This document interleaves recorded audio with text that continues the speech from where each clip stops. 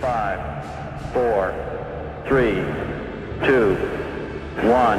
Ignition sequence has started.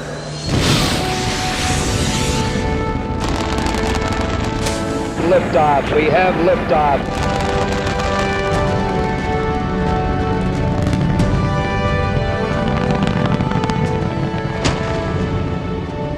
Fido, go. Guidance, go. Control, go. Telcom, go. GNC, go. Ecom, go. The Eagle has landed. We copy you down, Eagle. It's one small step for man, one giant leap for mankind. In the beginning, God created the heaven and the earth. And God said, let there be light. And there was light. Okay, Houston, we've had a problem here. Say again, please. Houston, we've had a problem. And it's been a long way, but we're here. Okay, are you guys ready? Here we go. It might sound corny, but the view is really out of this world. I believe that this nation should commit itself to achieving the goal, before this decade is out, of landing a man on the moon and returning him safely to the Earth. No single space project in this period will be more impressive to mankind or more important for the long-range exploration of space, and none will be so difficult or expensive to accomplish.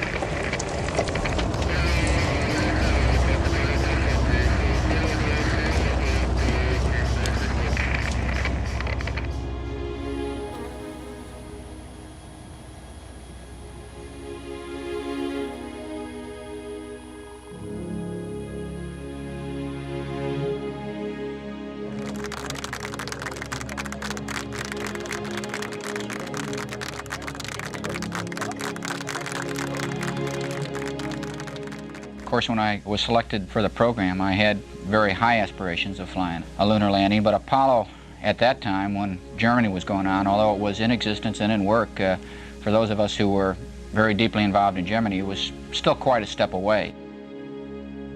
I used to give a talk now and then to different groups throughout the country and talked about someday we're going to walk on the surface of the moon, not just go there, but walk on the surface of the moon. And I believed it, even though I found it hard to believe myself. I did believe it because I believed in what I was doing. But I turned around one day and I found out, gee, I was one of those guys who was walking in space, and with a little luck and God willing, I'll be one of those guys who's going to walk on the surface of the moon. And even having done some of this, it's still almost unrealistic to me.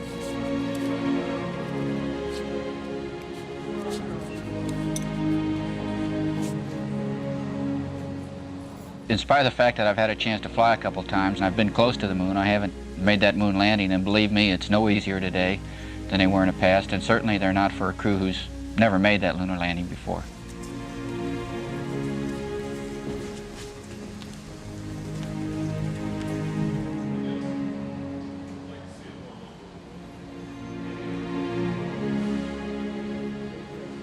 I think just like everybody else who's flown, I and all the people who fly with me and after me will bring very special experience to the program. Experience gathered generally prior to becoming an astronaut and then added to while they have been an astronaut.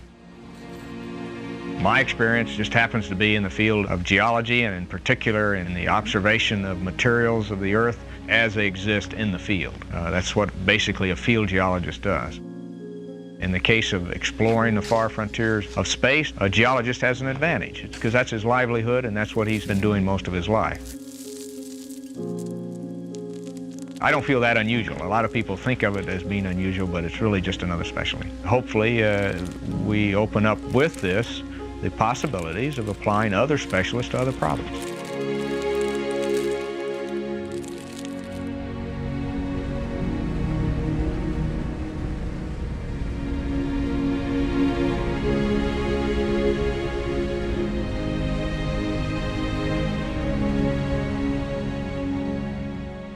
Apollo 17 is what we call a J mission series, or it's a follow-on to Apollo 15 and 16, where we really sort of change the capability of the spacecraft. We have more payload on this flight. As a result, we have quite an extensive and heavier scientific package in our spacecraft, which of course means it takes a longer time to deploy it, to set it up, to get it working. With that in mind, and to spend additional time on exploring the geological finds we hope will be in Taurus Littrow, our landing site, we hope to spend a little bit longer time on the lunar surface.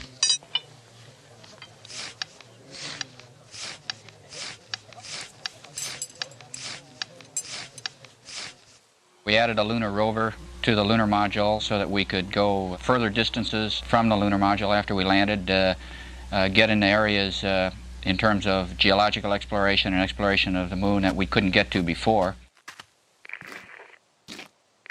We've been training for about 12 months, maybe slightly longer than that. It's hard to remember once you get involved in this thing how long you've been working on it. But of course, the training for any spaceflight mission begins several years before that. And for me, I guess the concentrated training for spaceflight began with Apollo 15 in the December of 1969.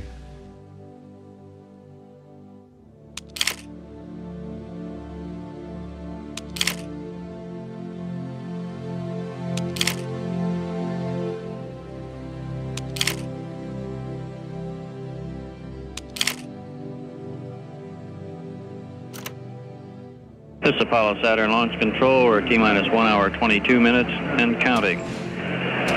Out at the pad, the space vehicle is surrounded by searchlights producing some 225 foot candles of light. At liftoff, approximately 7,500 foot candles will be produced from the flame of the Saturn V engines. This is almost equivalent to daylight. Our countdown continuing to go smoothly now as we approach the 1 hour mark. This is Kennedy Launch Control. Some people think that because Apollo 17 is the final Apollo lunar landing, that it should be a spectacular of some kind, so someone decided that it would be a night launch. Well, it is a night launch, but it was not planned that way. It really came out by accident. The fact that you pick a landing site, and our landing site is in a relatively remote area of the moon in the northeast corner, the launch time of day is really dictated to us. Nevertheless, that night launch is going to be very, very exciting, as much so for the people who are watching it as the three of us who have the opportunity to fly it. This launch will be aiming Apollo 17 for the Taurus Littrow area of the moon, named after the Taurus Mountains in southern Turkey and the Austrian astronomer Littrow. The site is expected to yield some of the oldest and some of the youngest lunar samples returned during the Apollo flights to the moon.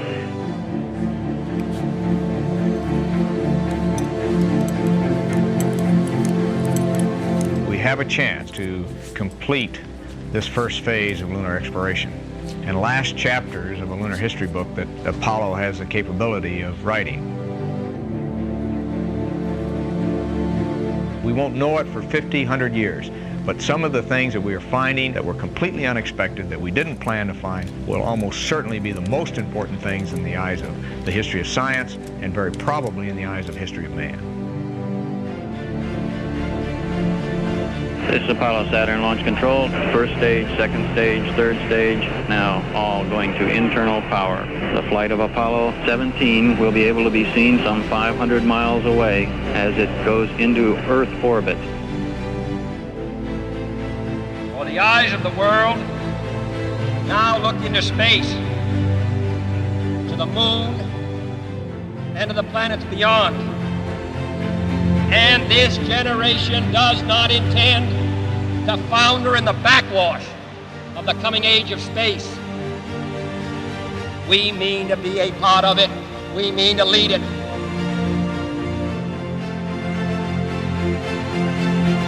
Entering the final phases of the countdown, various elements of the team reporting in with their go, no-goes for launch. First stage reporting they are go. Range safety, they are go. Launch director Walter Caprian has given a go for launch. Apollo 17, the launch team wishes you good luck and Godspeed. Who music go? Vanguard. 25 seconds and counting. We are still go. There you go. 20 seconds. Guidance alert. The guidance system now going internal. 15, 14, 13, 12, 11, 10, 9, 8. Ignition sequence start.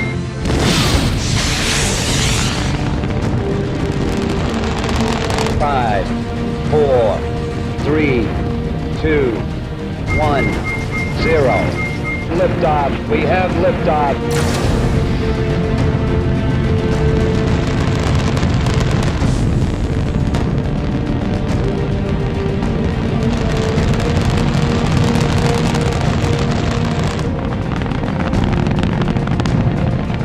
And it's lighting up the area. It's just like daylight here at Kennedy Space Center as the Saturn V is moving off the pad.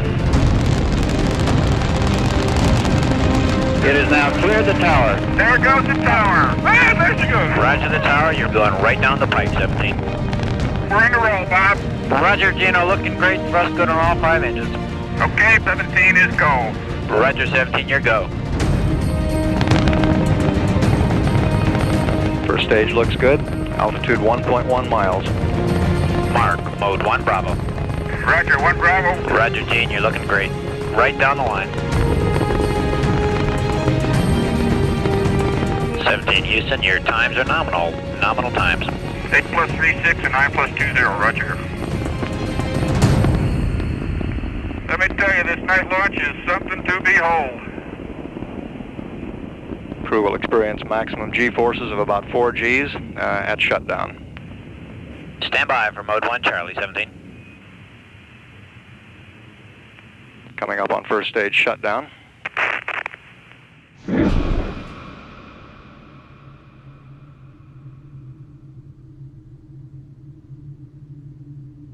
Houston, you are go for orbit. Go for orbit.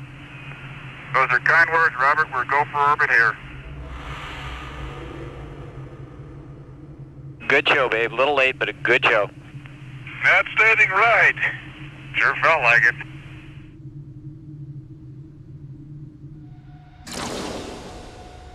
We've confirmed Apollo 17 is in a near nominal orbit.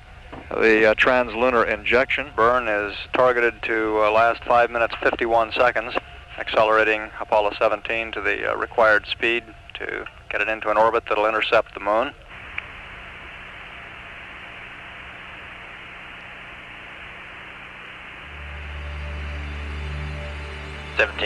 You're looking great on a final status check here, and you're go for TLI.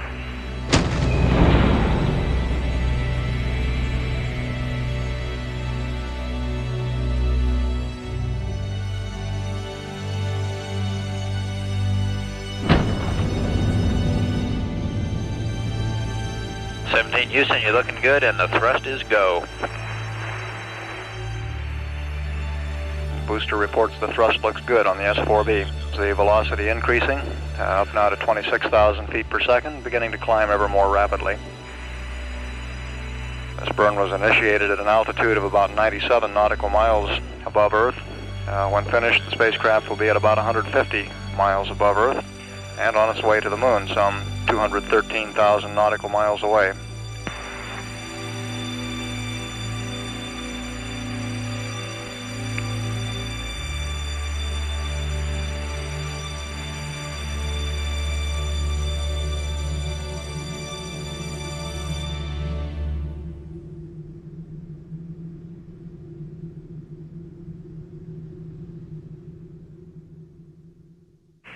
Houston, you have a go for TND. Okay, a go for TND.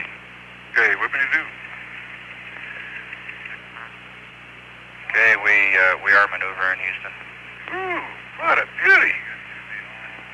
Look at that. Yeah, Madagascar and Africa. Well, a beauty. And we got a few very bright particles or fragments or something that go drifting by as we maneuver. Looks like the 4th of July out Ron's window. Oh, but we've got the booster and his she pretty Challenger's just sitting in her nest. Roger.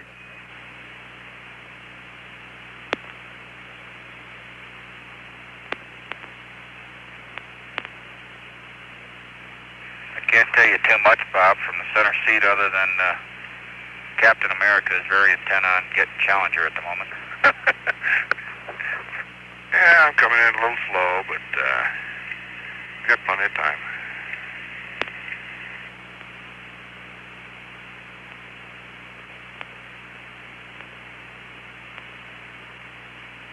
Ron Evans now at the controls of America, moving in for the docking with the Lunar Module Challenger. Let's suck it together. Ready. She's lined up, not bad. Okay. Prime 1. Mark it, stand by. There she comes. Okay, we got it. Oh, man, did we? Capture Houston. Roger.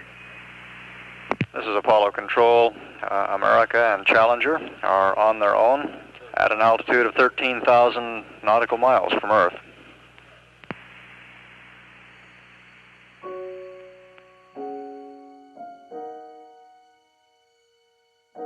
'17 to us, to the crew, is probably best summed up in the meaning of our patch as we designed it and as the ideas that we put into it. We felt certainly that Apollo 17, in spite of the fact that it's the last flight in the Apollo program, is really not the end, but rather the beginning. It's sort of a culmination of what we consider man's greatest achievements, certainly in our lifetime. And looking in the future, these achievements and the potentials of them have literally no bounds. We have the God of Apollo on our patch. He represents not just the Apollo program, but mankind himself, represents knowledge, represents wisdom. And Apollo is looking out into the future. He's not looking behind. And he's not simply looking at the moon, someplace that mankind has been, but he's looking on beyond the moon and into the future. We have, along with him, up in the corner of our patch, a golden moon, sort of representing a golden era of spaceflight that we are bringing to a close now. The achievements that have happened in this past decade were not by accident. America brought us where we are today, and the United States of America is going to lead us into the achievements and the accomplishments of the future.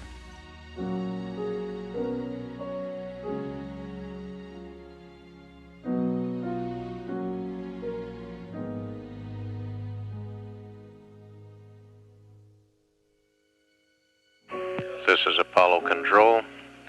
Cernan and Schmidt have gone aboard the Lunar Module Challenger, going through the housekeeping transfer of items from the command module into the lunar module, and we'll proceed with the checklist of activating the spacecraft communication system. Evans had the detail of removing the probe and drogue earlier,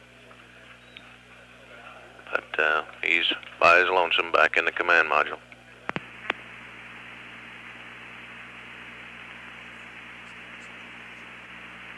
Gordy, doesn't look like I have a chance to go to church today, but under the circumstances, I guess it'll be okay. Next time he's a good father, you might have him put a good word in for us. Okay, I'll do that.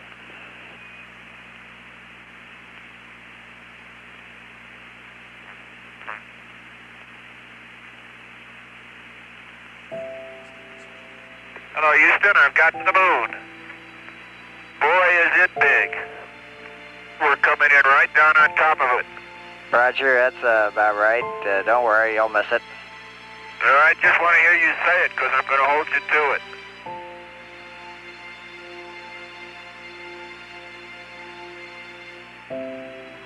Hello, America. How do you read Houston? Over. Hello, Houston, this is America. You can breathe easier. America has arrived on station for the challenge ahead.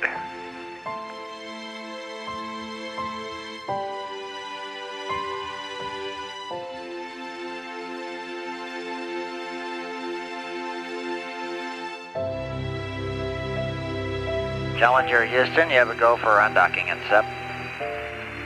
Roger, understand, and go for undocking and SEP. 3, 2, 1. We got it. There we go. Okay, looks good on board. Okay, looks good on the ground.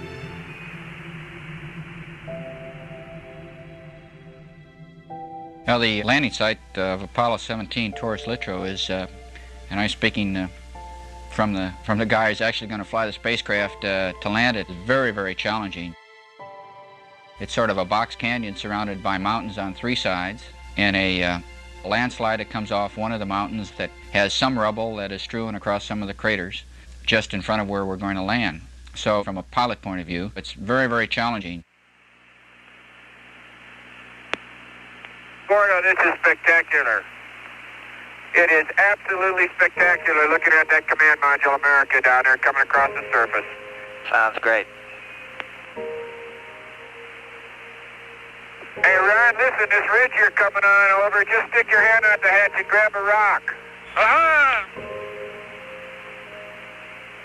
We got the landing site. We're coming right over the front of it. Super targeting. God, we've got Family Mountain. We've got Corsa Massif. We can see the Scarp. We can see the Light Mantle. I've got the Great Cross, Camelot, Sherlock. Believe it or not, Houston, they're all there. Houston, I can even see Poppy right where we're going to set this baby down. Very good. Man, Gordo, this is absolutely spectacular. Sure sounds like it. During the next front side pass comes the moment of truth. Challenger will descend to the surface of the moon and touch down at the Taurus Littrow landing site. Okay, all flight controllers gonna go for powered descent. Retro? Go. Fido? Go. Guidance? Go. Control? Go. Telcom? Go. GNC? Go. Ecom? Go. Surgeon? Go. Capcom, we're go for powered descent. Challenger Houston, your go for PDI. We are go up here for PDI. Master arm on. Okay, Houston, master arm is on. I've got 2 good lights. Roger. Oh man, are we down among them, babe? Woo. Ignition. Ignition, Houston. Attitude looks good. Roger, you're looking good here. Okay, Gordo, we're out of 11,000 at 9. And the computer likes it. Stand by for pitch over. Oh, are we coming in? Oh, baby. I'll need the pro. I'll give it to you. There it is. Proceeded. And there it is, Houston. There's Camelot. Wide on target. I see it. We got them all. 42 degrees, 37 degrees, to 5,500. Challenger, your go for landing. Fuel is good. Here, getting close. 500. 15 feet per second. 300 feet. Going down at 5. Going down at 5. Your fuel's good. 110 feet. Stand by for some dust. 80 feet.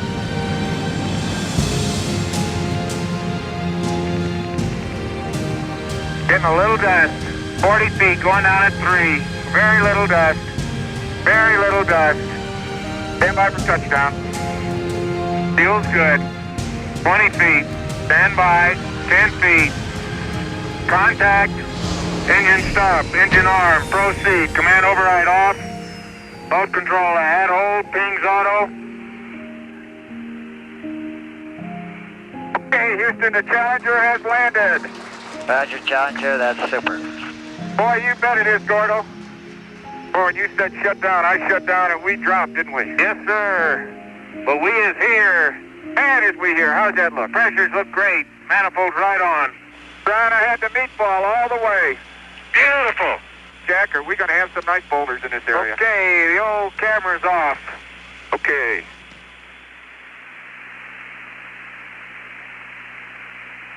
Challenger Houston, I'm going to hand you over to the good Dr. Parker here. Have a good trip outside there. Gordy, thank you. You do outstanding work, and we sure do appreciate it, babe. My pleasure.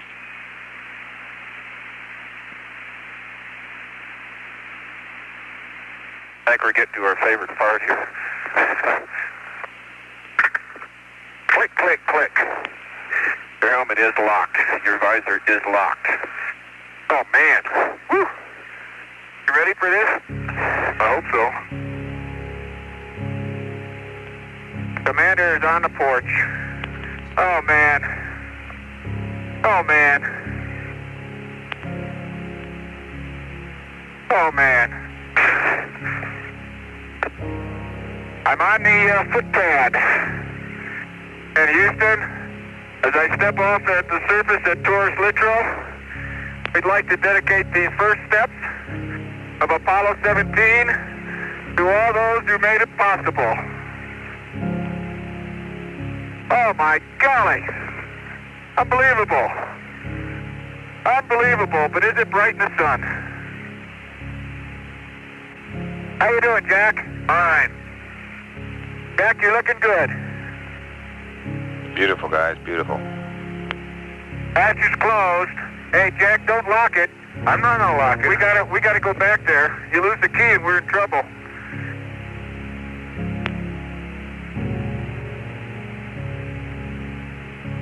Well, I tell you, Gene, I think next generation ought to accept this as a challenge. To see them leave footsteps like these someday. A geologist's paradise, if I ever saw one. I never thought I'd do geology this way.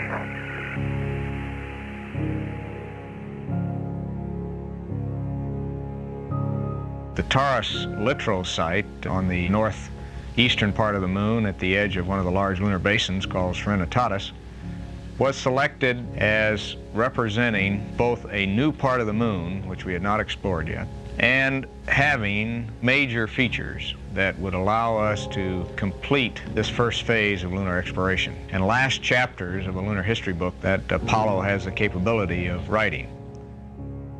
Those features are the edge of the Serenitatis Basin, where we have a very strong possibility of finding some of the oldest, if not the oldest, rocks that have so far been sampled and observed on the moon. And it also has the dark mantling deposit that is potentially some of the youngest volcanic rocks that we've seen on the moon.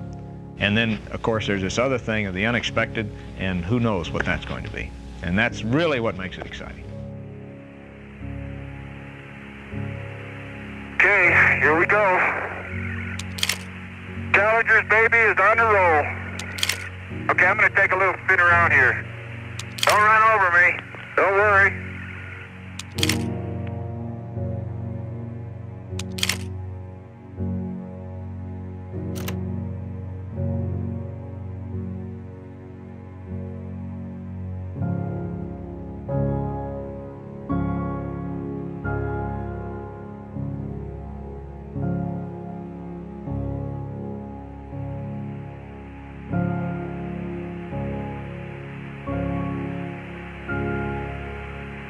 This rover's getting tested for what it was built for now.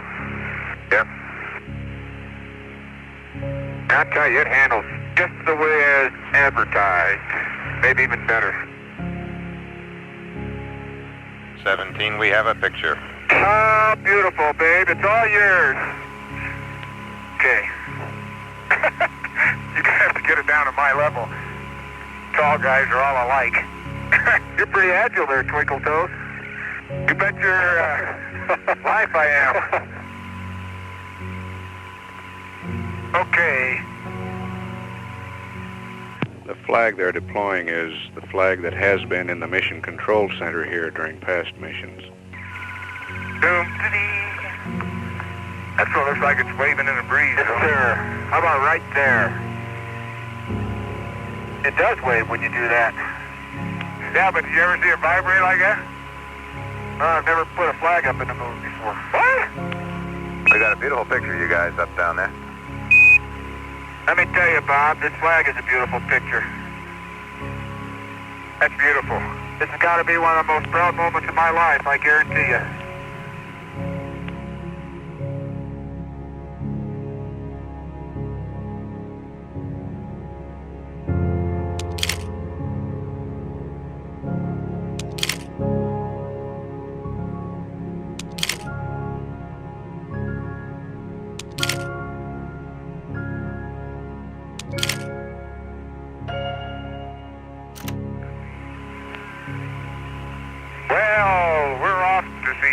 wizard. Hey, do you need me, Gene? Nope. I'm going to go deploy an ALSEP.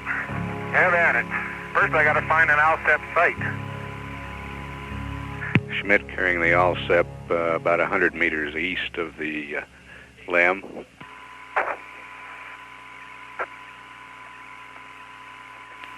Gene Cernan will drive out to the ALSEP site in the rover.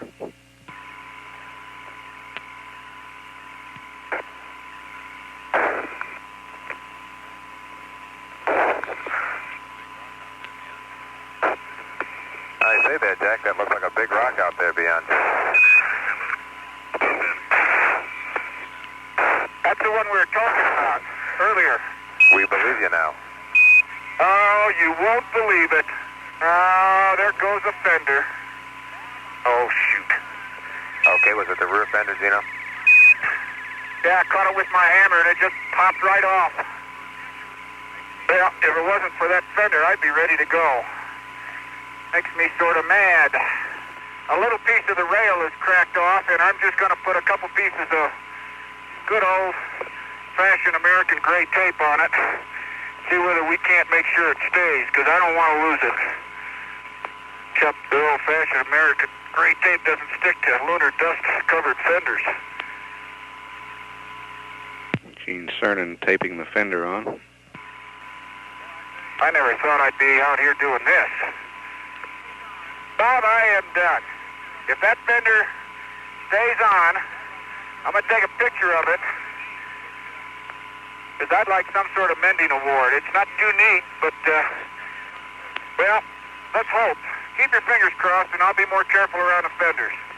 Okay, copy that. Site selection in all the missions entails the utilization by NASA of a number of scientific advisory groups and the inputs of many individuals across the country, scientists primarily.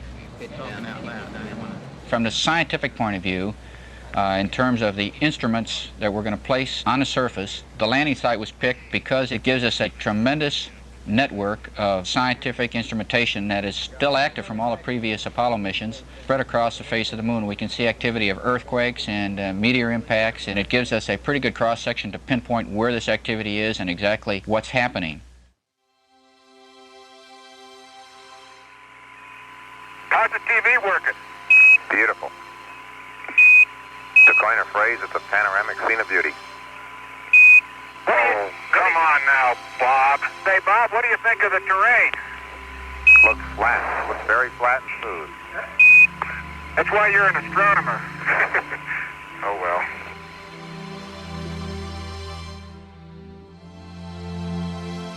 In the moon, we have a window into the very early history of a planet in the near-Earth part of the solar system. From 3.3 billion years ago back to, say, 4.6 billion years ago. That is a history which is almost totally obscured to us on Earth. On the moon, that's where lunar history starts, and that's why it's exciting to Earth scientists who have for years been trying to find out what happened to the Earth in that very early time, and an understanding of the processes that really affected the total distribution of materials on the Earth.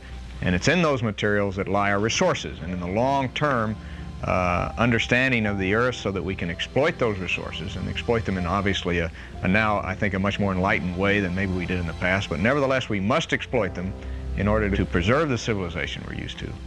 That's reason number one. A little bit involved, but it is probably the primary material justification, scientific justification for going to the moon. Secondly, and equally important related to the Earth, is an understanding of the history of the sun. And within the soils of the moon, and within the rocks of the moon, the very surface layers of the moon, we are starting to see the effects of solar history on those materials. And there is no way we can get this information on the Earth or in orbit around the Earth, because what we see there is what's happening now. What we see on the moon, we can go through the record of the soil and see what has happened 100 million years ago and up to probably at least 1 billion years ago in some places on the moon. And if we don't understand the sun and how it affects materials and what the history of that sun has been as it has affected our own environment on Earth, it's going to be very difficult to understand how to preserve the environment that we now know, because the sun is still the prime mover, the the prime force for change in the environment we have to deal with.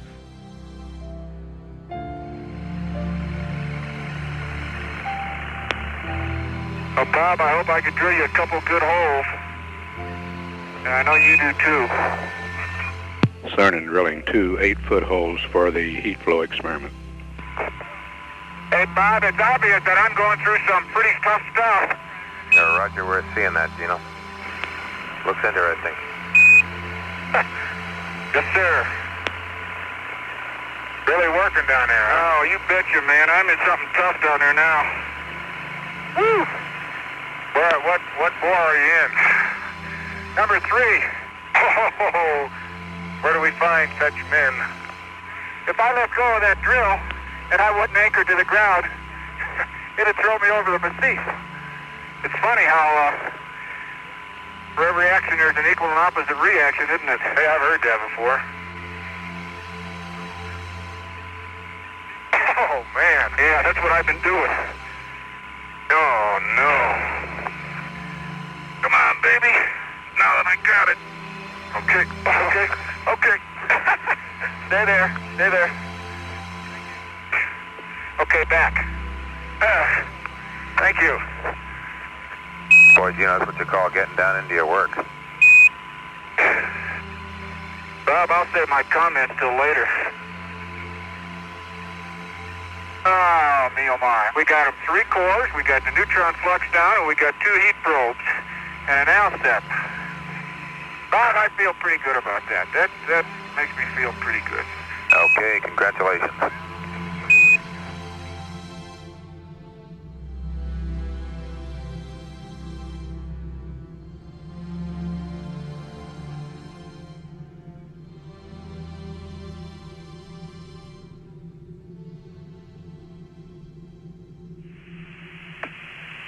Okay, Bob, we're about 15 meters from a 20-meter blocky rim crater.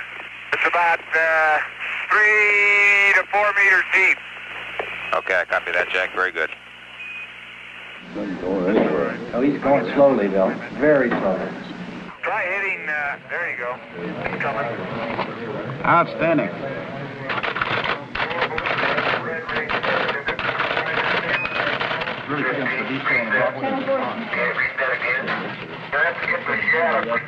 The foreground features are somewhat different, simply because they were farther up onto the hill, I think. But otherwise, that's remarkable.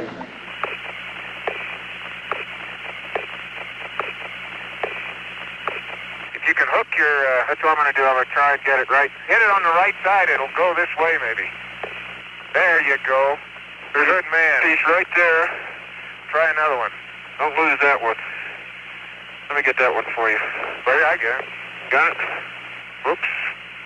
Okay, bag 476 is the rock sample with a little bit of the soil near it. A chip. Chip off the rock. Be careful down in there. And it's the, watch it, Gene.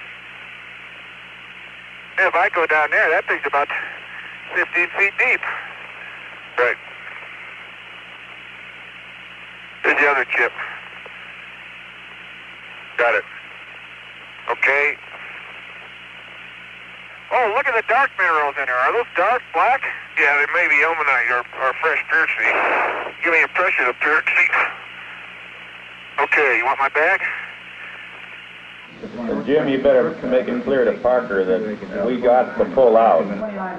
Yeah, it's 29.5 minutes from now, but remember, they left this side a little bit late. Okay, we copy that.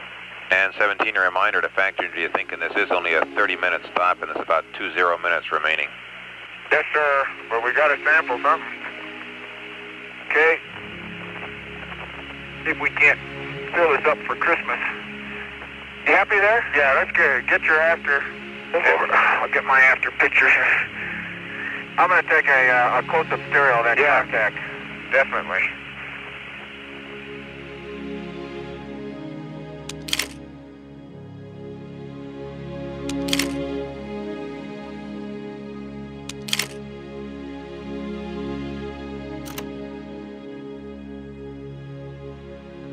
So what I really bring as a specialty is the ability, hopefully, of being able to integrate what I see, which in turn not only tells me what I should sample or what I should say or what I should photograph about what I see, but it will lead me to other observations. And this is something you gain by experience, no matter what field you're in. Field geology, aircraft flying, test piloting, botany, poetry, law, you name it. What you gain by experience is the rapid synthesis of what you're exposed to and a projection of that exposure into the next step.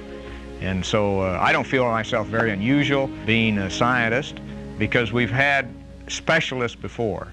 And I'm really a geologist going to the moon, and we've got other types of scientists going on the Skylab program. Physicists, solar physicists, a medical doctor. We're just gradually evolving a phase of the exploration of space where we're now trying to apply specialties to the particular problems we have to deal with. I was strolling on the moon one day in the merry, merry month of December. Now, May's the month. May, that's right. May is the year of the month. When, much to my surprise, a pair of bunny eyes, do-do-do-do-do, da-da-da-da-da-da-dee-da-dee. Almost looks like it's getting dark out, isn't it? Hope not. Or we is in trouble.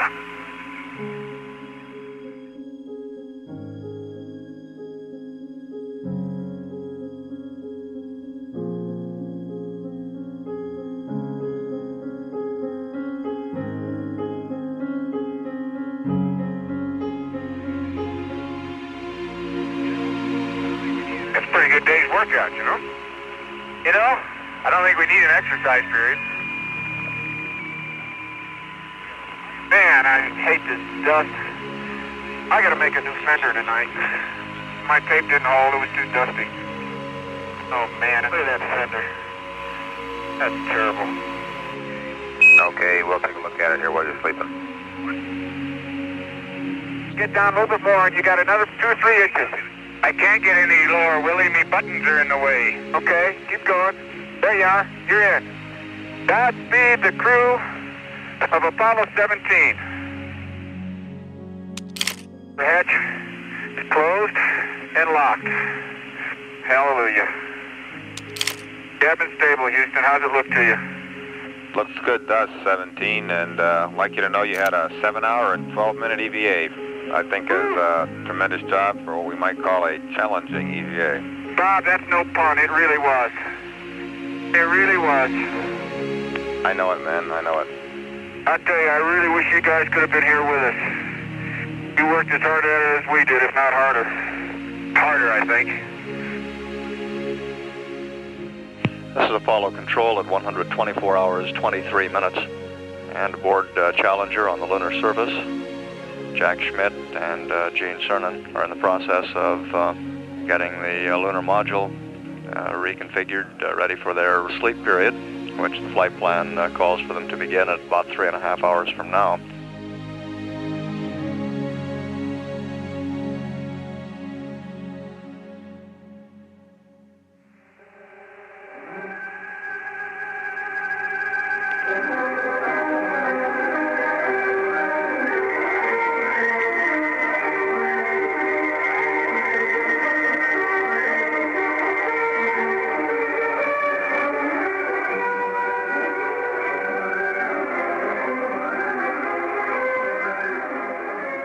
Good morning, Challenger. Dum, dum, da-dum, dum, da-dum, dum, dum, da-dum. How's everything look, Gordy? Couldn't look better. How's it look to you? Okay, Houston, on this fine Tuesday evening, as I step out onto the plains of Taurus Littrow, Apollo 17 is ready to go to work. Oh, what a nice day. Funny, there's not a cloud in the sky, except in the earth. Whee! Okay. Challenger, Houston, we've been working while you've been sleeping on a fix for the missing fender. John Young's been over working it out in a suit with the mock-up rover. Sounds good, babe. Appreciate it. Okay, I'll now turn the microphone over to Captain Young. Hey, Gino, this is John. Hello, John. How you doing? Oh, just fine. You guys are doing a superb job. Really beautiful. Hey, we spent some time on this fender problem and worked out a pretty simple-minded procedure, which involves essentially taking 4 of those lunar surface maps, taping them together with gray tape so that you end up with a piece of paper about 15 inches by 10.5 inches, and clamping the edges of it on top of the fender with the AOT lamp clamps. It's simple and straightforward, and the beauty of it is you're only spending about 2 minutes in the clamping operation, and it could save you up to about 12 dusting, I think, maybe. What do you think? Hey, thank you, Dave. We're going to work on it right now.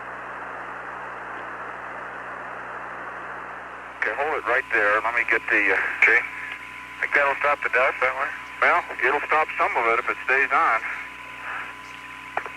Crew is using maps to make that fender. The clamps are from the optical alignment telescope lamp. As you can see, it's only a paper fender, but the moon is real. Hold it right there while I clamp it down. Man, that's tight. I think that'll stay. I think it'll stay. Okay, The maps are configured. sounds like a good attempt, men. We'll hope it works. Does that look good to John from what he did? It looks exactly what he did, he says. We gotta take a picture of that fender if it works. Wait a minute. Gene, you're good as is. We're ready for you guys to go.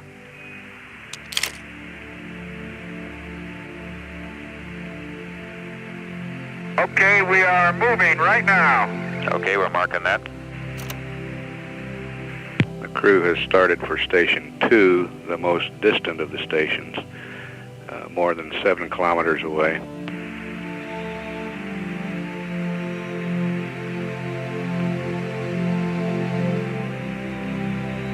It's a little rocky out here. Yeah, it sure is. Okay, the fender fix is working so far. And I'm averaging probably 10 to 11 clicks. It's not exactly straight line navigation, but I think I can hold most of it. Roger, beautiful. The Taurus Littrow site for Apollo 17 is one where at the mountain front you'll be hearing the names South Massif and North Massif as we explore that part of the moon. At these fronts or massifs, there is an excellent probability, because of the impact event that formed the Serenitatis Basin, we will see rocks that form the early lunar crust. The big emphasis there will be to see these very old rocks that will help push this history book of the moon back right up to the very earliest possible time that we can examine on the moon that we know about, potentially as old as 4.4 or 5 billion years old. Hold it, Jack. Oh, watch it. Hold it, hold it. You can go around that one. you betcha. Woo! Gonna wrinkle your toes now. Oh, I wouldn't worry, Gene. Okay, the surface is not changing in terms of the detail, the surface texture of the fine-grained regolith.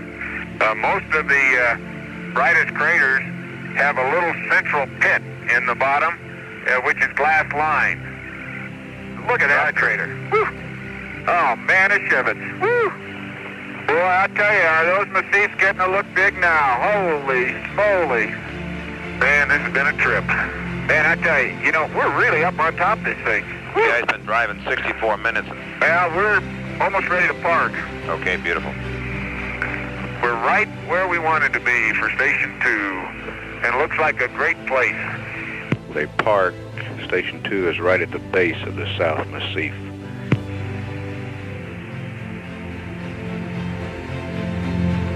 Bob, I want to get this camera fixed. Okay. Any other service I can be?